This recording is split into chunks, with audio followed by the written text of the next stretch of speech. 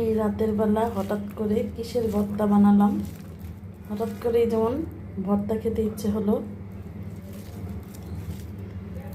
এখানে ধুন্দুল সেদ্ধ করে নিয়েছি, আর এখানে একটা বেগুন সেদ্ধ পুড়ে নিয়েছি। সরিষার তেল সাথে লবণ দিয়ে, মরিচ দিয়ে, পেঁয়াজ দিয়ে, ধনেপাতা দিয়ে একদম কষলিয়ে নিলাম। এখন ভর্তাটাকে মেখে নিব, যেহেতু 2 পদের ভর্তা। এই তো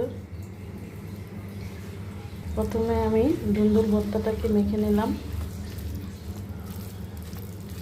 এইভাবে ভর্তা বানালে খেতে খুব ভালো লাগে। আর এটা হচ্ছে বেগুনের ভর্তা। একসাথে 2 পদের ভর্তা বানিয়ে ফেললাম।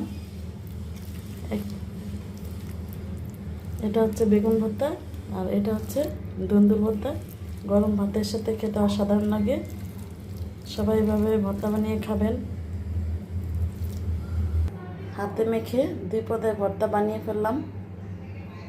যাদের ভর্তা অনেক পছন্দ তারা এইভাবে ভর্তা বানিয়ে খাবেন, খেতে অসাধারণ হয়, খেতে ভালো লাগে।